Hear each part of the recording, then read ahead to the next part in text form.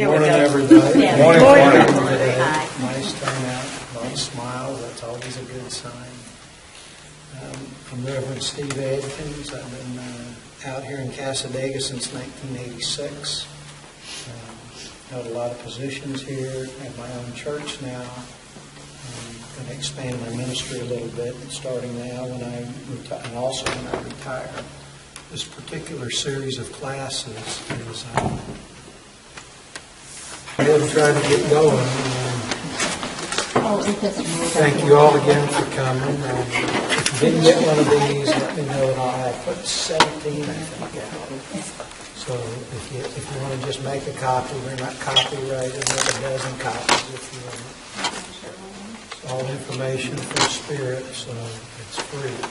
Nobody has to pay for it.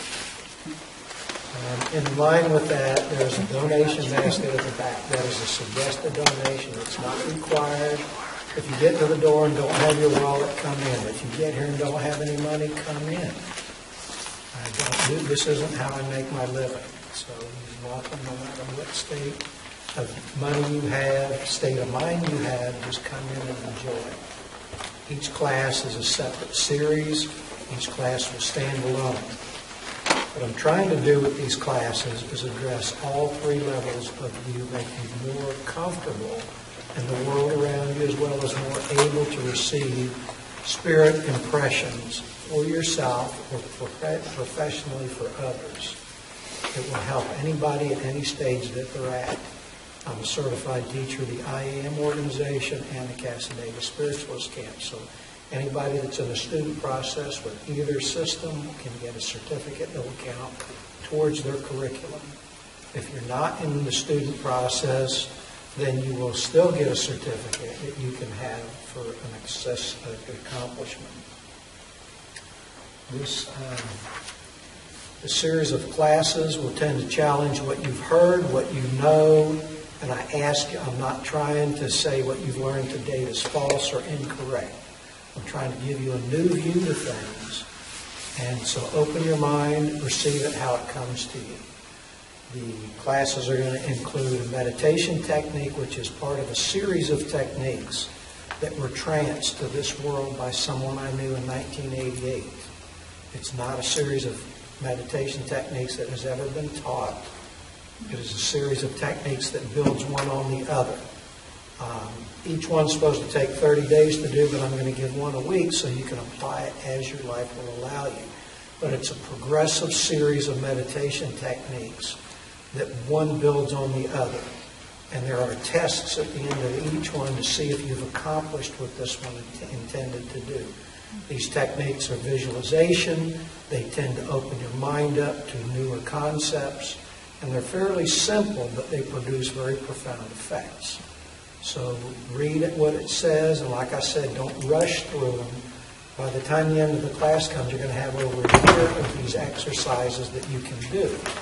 So take your time with them, read them, talk to me about them. And again, what I intend to do is I've asked you to put your email address on the contact list at the back. I will send next week's lessons out digitally, and you can print them and put them in these folders that I've handed out. Hopefully you will read them and think about them in the week coming up to the class. The class is intended to have an open discussion or an open reading at the beginning. We will practice a group meditation, and we will move into a discussion of what the concept is. At some point, the practicing mediums, for people who are just beginning on that path, I will show you different ways to work with what you do. There's some simple techniques that you may not be aware of. There are some more complex. They're not techniques, they're ideas. Something simple like words are energy. Conserve your words, only speak when you have something worth saying. There are simple techniques like that you can learn that can extend your reading ability. Believe it or not, it's easier to read for somebody else than it is to receive and trust for yourself. So a portion of this class is going to be on receiving for yourself and trust it enough to act on it. Being able to discern when it's your mind and Spirit's mind impressing you with a concept or an idea. Again, this class is not about techniques. It's not going to teach you an ABC step-by-step process to get more out of your reading ability. It's going to teach you to be more aware, more comfortable, more intimate with your connection to the Spirit energy. The more comfortable you are with your connection to Spirit, the more consistent you are connected to Spirit, the smoother and the more natural it will work with you. It won't have to try to break through the physical mind to pop an idea into your head. It will be as natural as breathing. Oh, this is my mind. Here's a spiritual thought. We were talking the other night, just last night, with a couple of people, and we had said something about, well, this is what happens around a certain place. And I said, well, that's the physical mind. But the spiritual mind says this is the actual longer purpose of it. Sometimes unkind things that happen to you are not all bad. Sometimes unkind things that happen to you delay you from moving forward too fast with your spiritual development. And that's the way you're delayed. Somebody acting unkindly and you choosing not to be somewhere at a certain time. All of it is part of God's plan and Spirit's plan with you. So we want to embrace it all as a complete experience, not cherry-pick the happy ones, do the meditation so we don't have to experience the bad ones. That's not how life works. That's not how Spirit intends you to walk through life. We need to be able to take it all as a whole experience, body, mind, and spirit, and that's what these classes are going to be geared to teaching you. As a result, the byproduct of that is going to be a better reading ability, more comfort with how you have chosen to work publicly, professionally, or privately, or personally. It will be a natural outflowing from your comfort with your spiritual connection, with the balance with the physical mind, and with shattering misconceptions that we have about these things, either from our Judeo-Christian upbringing like mine, or concepts that you have been given that just don't seem right. You're the best arbitrator of what you receive. If something I say doesn't ring true, please ask about it. Please give your opinion. This is about sharing. Everybody has something worthwhile to give. So be active, be interactive, be sharing, share what your concerns are, and the class will work a lot better. The class will cohese together. You'll feel more comfortable in it. You'll feel more like sharing something that's a little sensitive or a little intimate if other people are doing it. So please put it out there. You're not being graded or judged. I'm not reporting to any of your teachers. I'm not reporting to anybody that's in charge of anything. Nothing gets shared beyond this circle. We don't have to take no tests? Well, spiritual test. I test myself.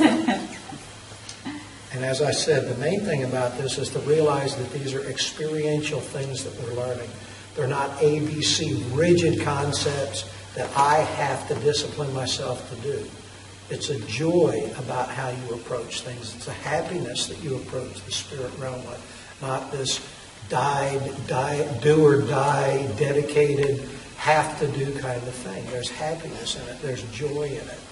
It should be pleasant, the way that you approach spirit, not dictatorial.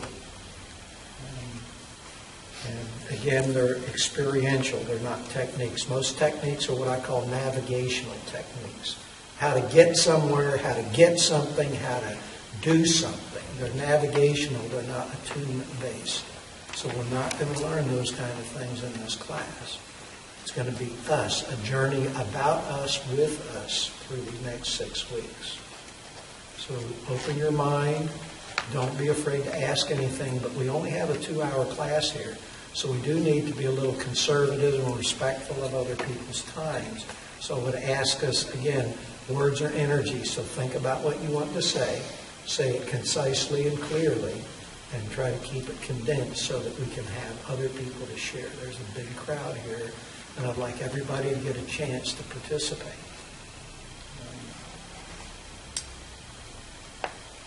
So, I would like to ask everybody to go around the room one at a time, say their name, and perhaps just a short introduction of who they are and what they would like to get out of the class. And I'll take a few notes here. I'll start with myself and Reverend Steve Adkins, and what I hope to get out of this class is a more balanced approach to my teaching. I hope to be able to be inspired by Spirit, to work with individual people, to extend my mediumship to the group, and to be able to share in a spiritual sense, not in a personal sense, with the group.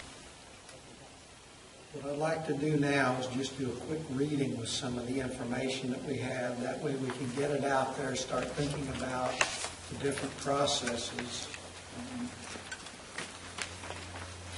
Disorder.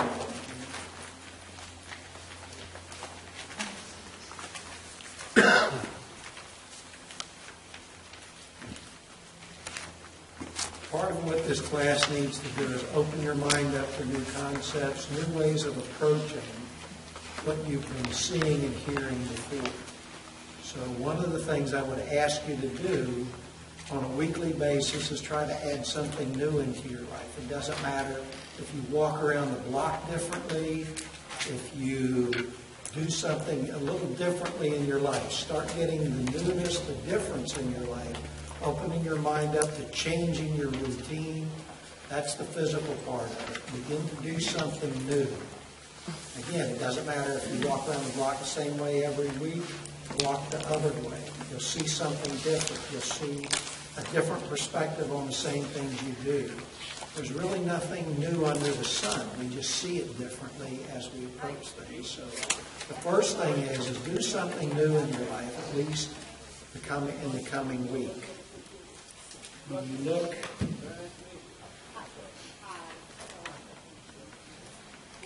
that'll address the physical part. Just change something about your environment. Change something the way you do. That's the physical part that we're going to start changing.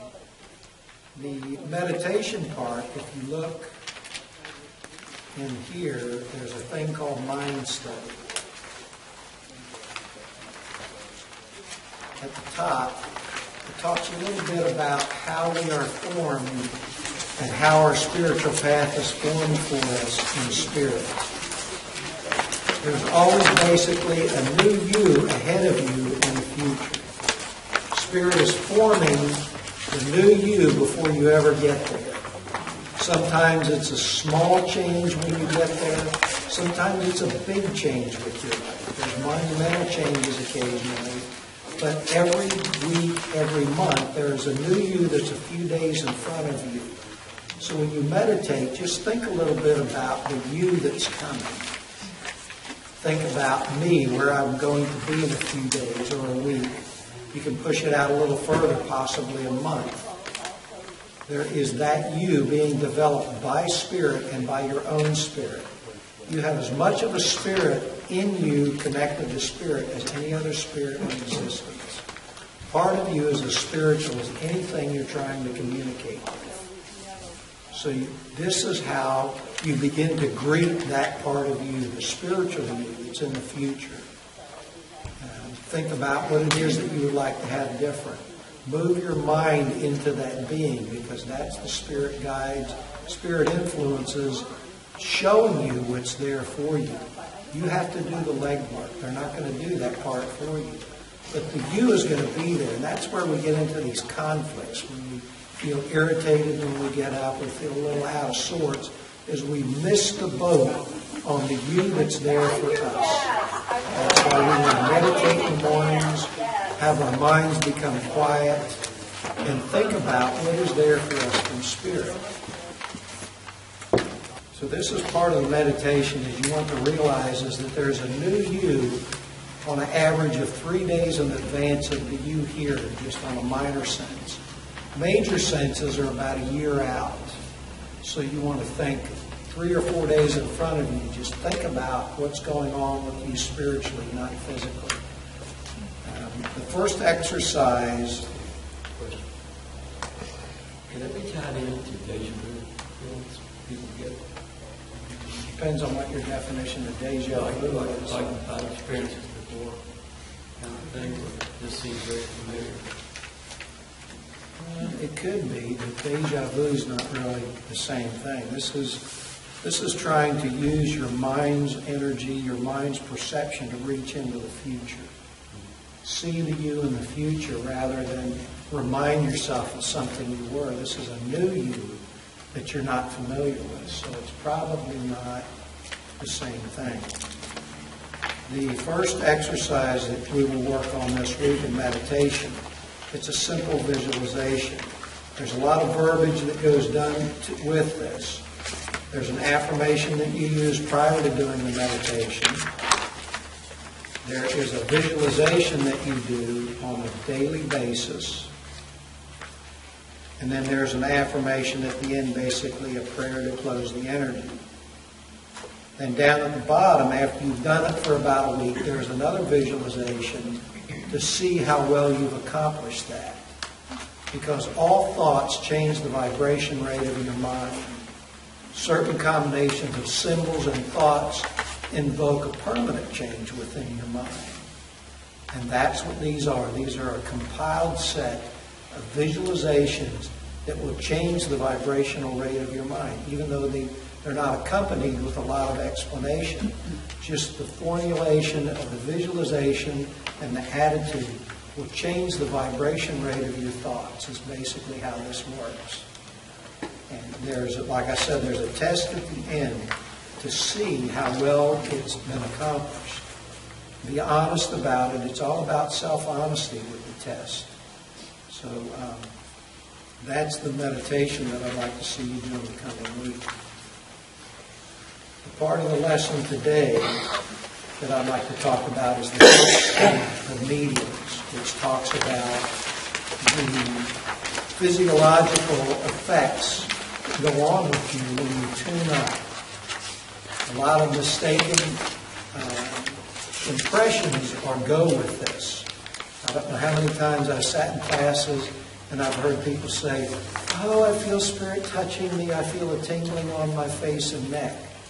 Well, technically, that's the adrenal glands overproducing adrenaline. And you're feeling the overproduction of adrenaline as a flush in the face and in the neck.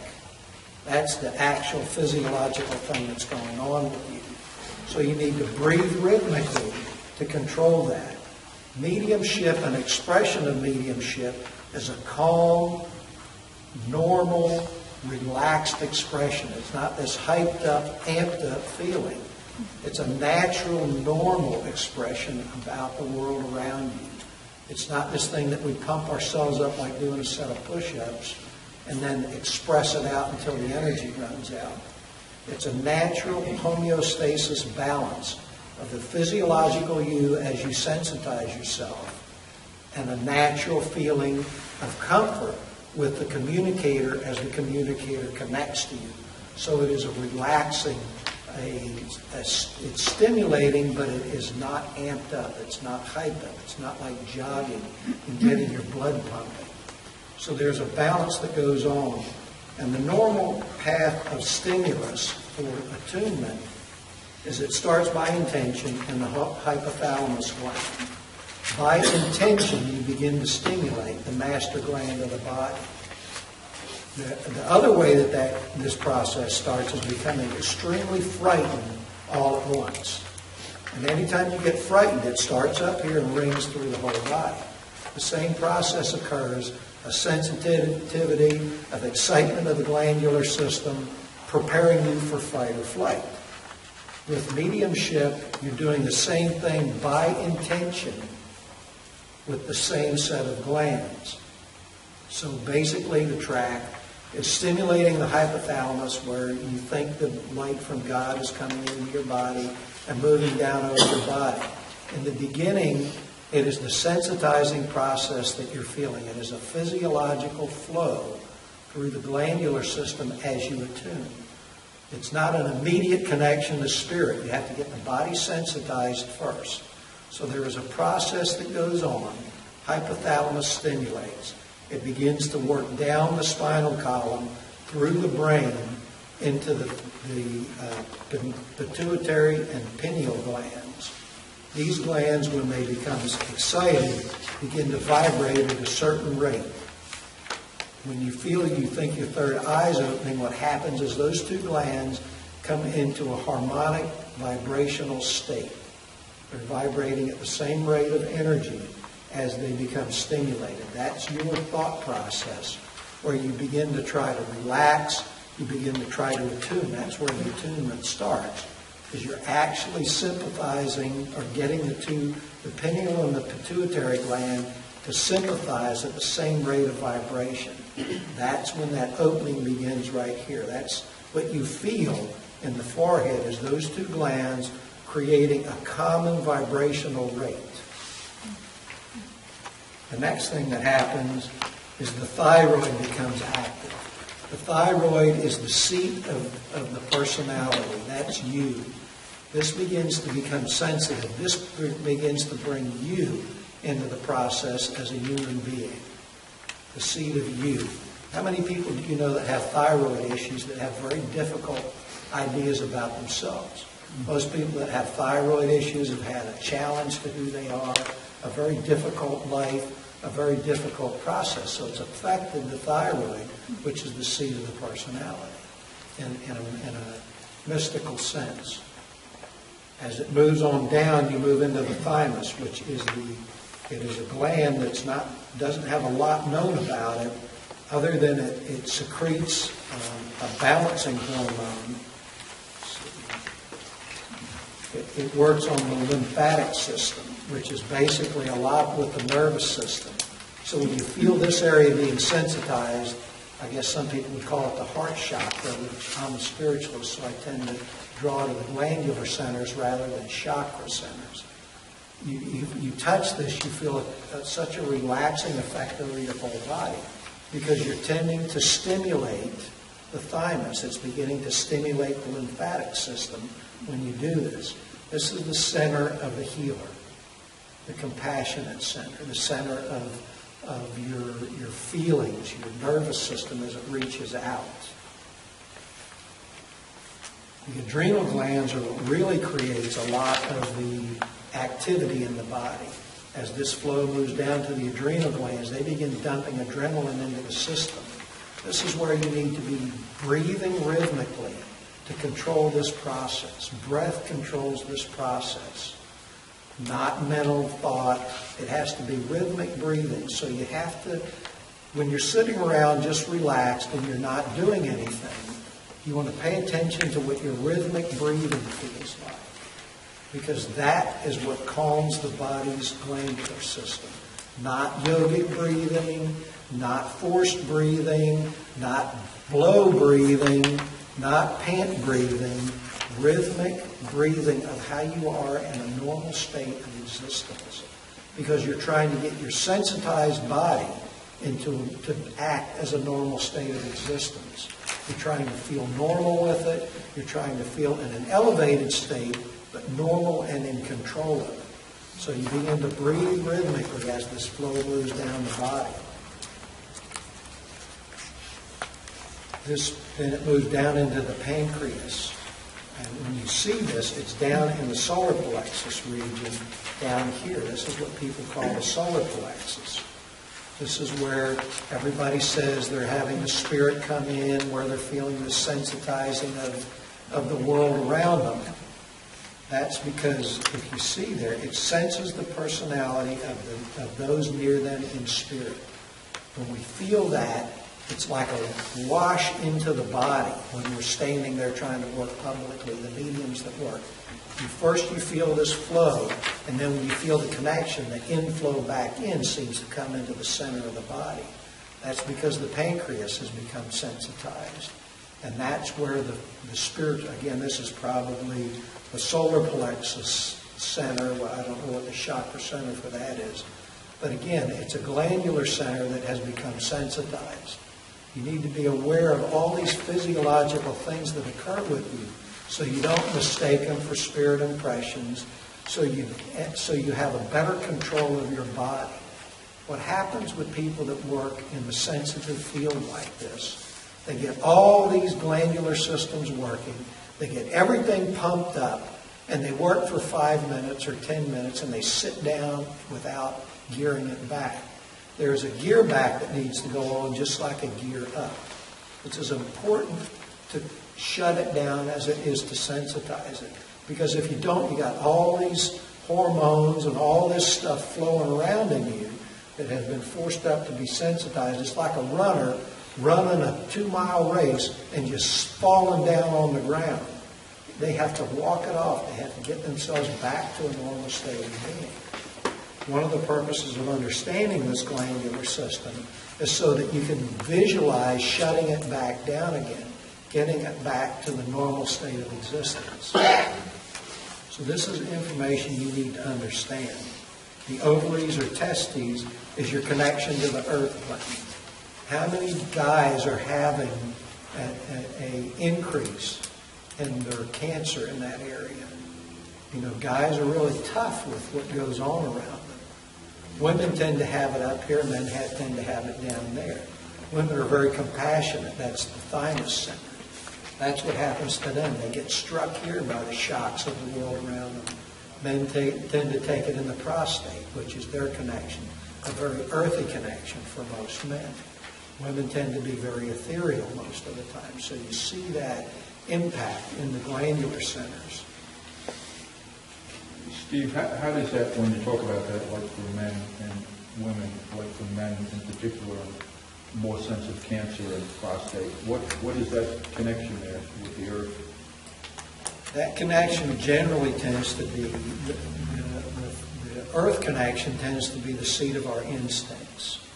And the instincts are a natural part of our being, but they get out of control. As men get older, they tend to be more challenged about their idea of who they are and what they were.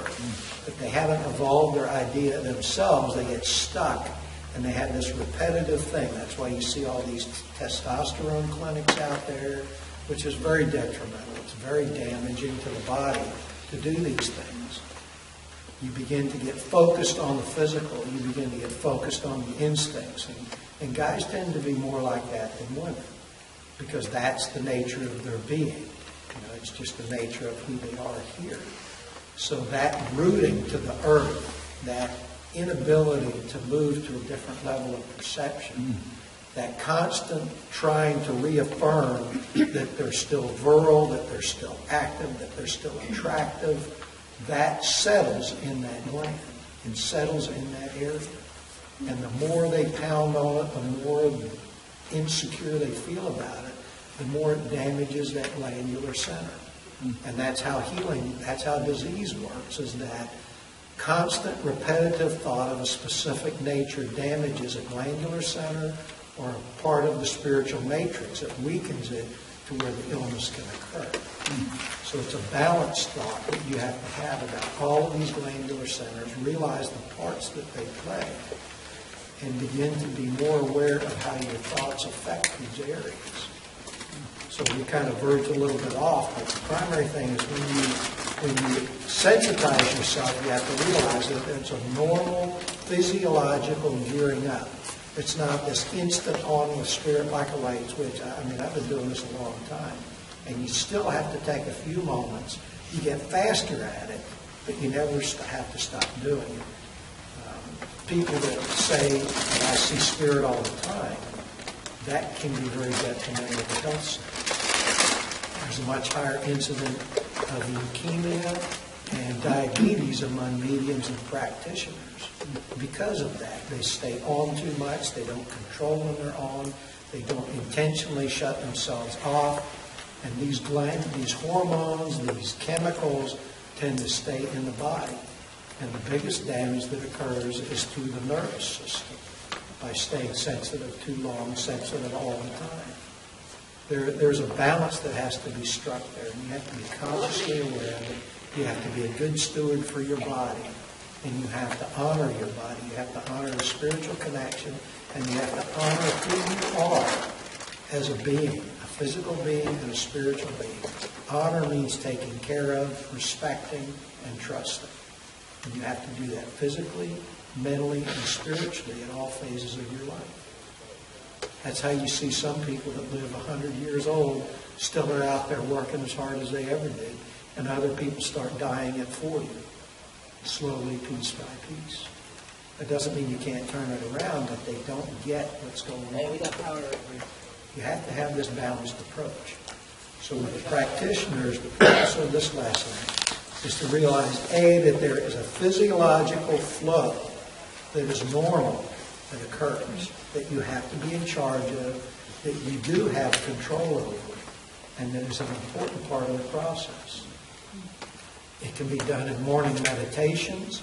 It can be done when you're getting ready to work with the world around you in a professional sense as a medium or healer. But this process needs to be done so that you can work effectively with Spirit. Once you reach a sensitive state, then you begin to push your mind out there to see who's out there and what's out there. And you're at a vibe. It's like tuning a radio station. If you want country music, you got to put it on a country station. And if you want a certain vibration of Spirit for certain people, as in healing, you have to tune your mind to that specific energy. You don't just open your mind up and say, gee, I hope I get something. You're going to get something, but what the work of it is another question. You have to do it with intention, put your mind out there with the intention of facilitating the need of the moment is basically what I do. Let me be a facilitator for what the need of this moment is. I agree to be a communicator for Spirit, for the need of this moment that Spirit has for this moment. It's an affirmation that you put out there, and then you begin to tune your mind and begin to do what's there to do. And the question comes to mind here, when you do this, the biggest detriment that happens with this is, am I trying to become a communicator or worker with Spirit, or am I trying to get certified? This is a question that you have to be informed of. Am I trying to be well thought of? Am I trying to be praised for what I do? Gee, I hope I'm good at this today. What's that? Gee, I hope I'm good. Who's that for? That's for you. That's not for the Spirit. So the intention that you set colors the information and the moment that you get it. When you open your mind, don't say, gee, I hope I'm good. Feel the connection of Spirit. Feel the purpose of Spirit for that moment, whether it's a reading, a healing, or a counseling, and let the Spirit move you what to say. Don't think about what to say. Don't speak from your education. Let the Spirit impress you with what their purpose for the moment is. Whether it's for you with a personal situation, whether it's you working to facilitate that intention to another person, your commitment is to the Spirit first, not to the physical expression that's around you, not to the people that are watching you and evaluating you, not to any other purpose, but to be that moment of the communicator of spiritual purpose at that time. It's a very profound thing, whether you believe it or not. You have been invited to a moment in creation of that person's life that you're working with, a moment in creation of your life. You have been invited to attend that by the Spirit forces around you. You have to honor that, treat it with respect, and have that as your purpose first. Everything else will flow from that. Too many times people get up on stages and they worry about how good they're going to do. Gee, I hope I can do well today. Gee, I hope everything works today. These are the kind of thoughts that run through people's minds. You need to be focused and set your personal agenda aside and be connected to Spirit all the time when you agree to be that. Honor that connection. Honor and respect. That is the best. Yeah, how do you know if you're on that right path just by the way you feel? I mean, is there any way that you can recognize that, hey, I'm doing this right, I'm connecting with Spirit and all that? I mean, how do you know? Somebody asked me one time, when you tune up to get something from Spirit and meditation, how do you know what you're getting is true? You have set the intention with your mind. You have to trust that when you open your mind up, again, that goes back to the trust in Spirit. If you open your mind up and your intention is to do that, that's what's going to happen. That's what's going to come through you. And that goes back to trusting. And the Christians call it having faith in God. But we have a trust in what we do and how we live. That's what you have to generate, a comfort, a trust about what you're being told to do and where you're being told to be. If you believe that God's with you all the time. God's not with you when you deserve it. God and Spirit aren't with you when you need them. They're with you all the time. And if you have that constant, the only time that you don't think that is when your mind intrudes into it. And the easiest way to keep that active on a daily basis is when the smallest things happen. You thank Spirit for the inspiration. Take time to acknowledge that you've been given that inspiration. After each message you do, take time to thank Spirit for giving you that information. It doesn't matter if it was the worst message you ever did. It doesn't matter if you find yourself in all kinds of trauma and situations. But if you trust the Spirit, you will never be let down, ever.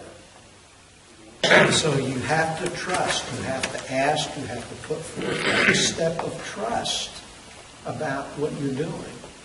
And there's not always a clear path. It doesn't seem like the right thing to do all the time.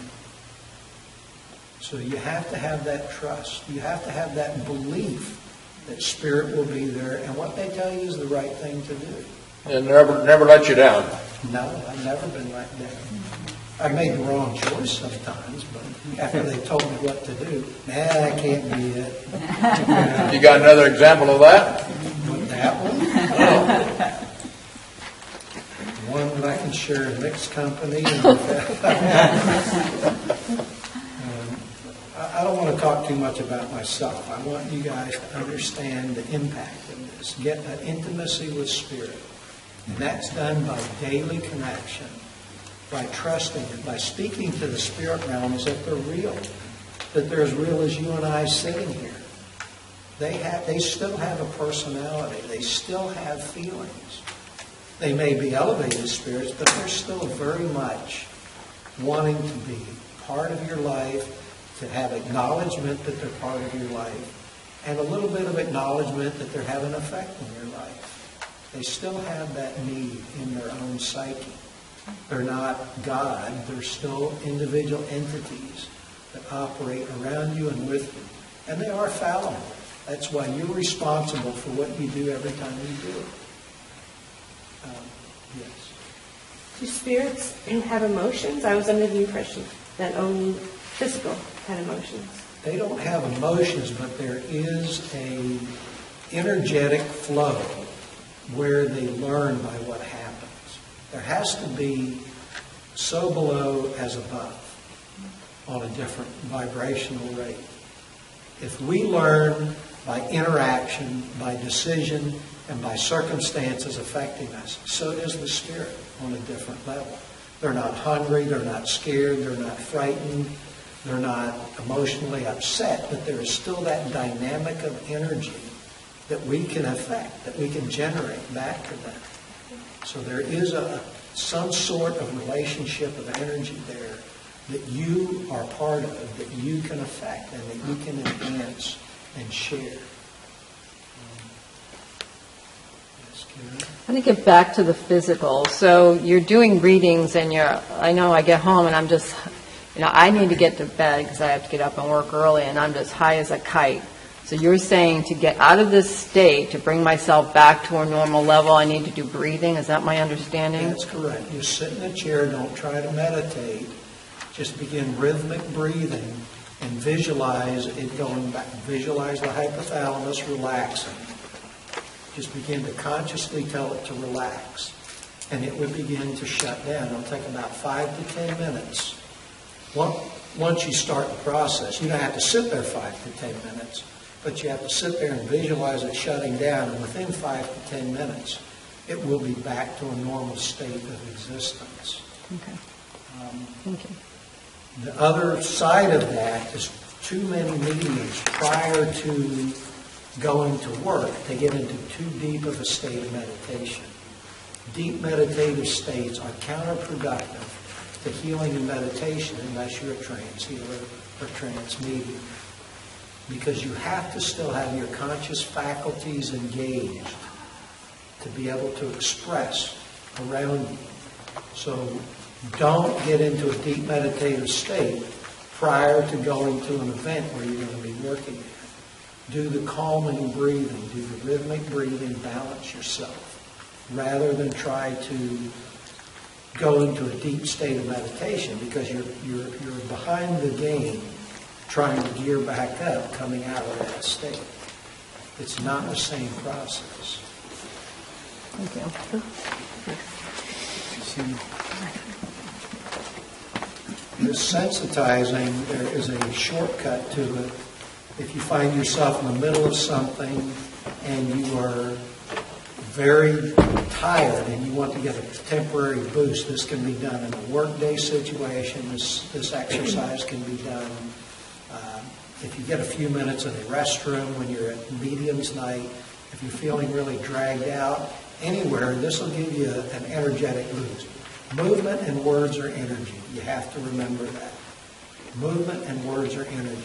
Movement can boost energy as well as deplete it. Words just tend to continually deplete energy. The more you speak, it's like having a balloon blown up with air and just sitting there gradually letting it out through the whole course of what you're doing that night. Whether it's a demonstration, whether it's healing, you just gradually keep letting the air out. When the air's gone, you're done. So working, extending your hand for healing, you have to learn an efficient way of movement with your healing. No extra movements. I mean, I know a lot of people think that the movements are the attunement, but the movements are for you to move into attunement. They're not for spirit. Spirit's connected immediately once you reach that state of desiring to do healing. The movement is primarily for you and the person before you. It's like dancing to music. Dancing's not music, but it's an important part of the process. So it's more like a dance than it is a helping the process. It's about you and for you. So I'm going to teach you a short exercise here that you can do that'll boost your energy for 2 to 3 hours, whether it's sitting at a desk working, whether it's working out in the yard, mediumistic working. This boosts the psychic level of you up. And that's what gets depleted, not the spiritual level of you. It's the energetic level of you. The psychic level of you is what drops, not the spiritual level. This boosts the psychic level temporarily. So we can practice this a little bit. I'm going to just practice this exercise. This was developed by a shaman at Arthur Findlay College. And it was taught to the classes at that time. It combines Zen, Buddhism, and Tai Chi. Each movement comes from one of those three. And this is what was taught to us to generate a temporary level of energy. So the first thing you want to do, this is a Tai Chi movement. You just take your hands and in-breath and out-breath. Slow, rhythmic breaths. In-breath, out-breath. You almost feel the energy just gently as you do it. Do this 3 times. In-breath, out-breath. Feel the softness of the energy. Again, the 3rd time. Smoothing and focusing the energy. And just, like I say, you just feel the gentleness of that as it begins to work. The next one is a Zen practice. Taking some of you, mixing it with the world out around you and bringing back more than it was. We're going to take part of us, extend it out to the world, gather it back in as more, and bring it back to the solar plexus. Out and breath. 3 times. Out to the world around you, bringing it back to the solar plexus. 3rd one again. Out to the world around you, gathering it back in as more, and bringing it back in, out breath. Taking a moment just to feel the effect of that. The third one starts as a symbol of a lotus blossom with your hands. In breath, you move your hands outward. Coming back in with your eyes closed, you want to try to touch your little fingers, breathing out. Touch the little fingers and then each finger in succession back to the thumb. Touch your thumb to the hypothalamus. And then surrender to the will of the infinite. Holding that pose, holding that pose. Feeling the flow of energy down your hands into your existence. Back to the lotus blossom. Again, breathing in as your hands go out. Back in, trying to touch the little fingers with your eyes closed. Gently, slowly, out breath. Breath completes as the hands touch. Fingertip to fingertip. Thumb to thymus. Surrender to the will of the infinite. Good. Down again, one at a time. In breath, moving the hands out. Out breath, hands moving in. Trying to touch the little finger. Thumb to thymus. Surrender to the will of the divine.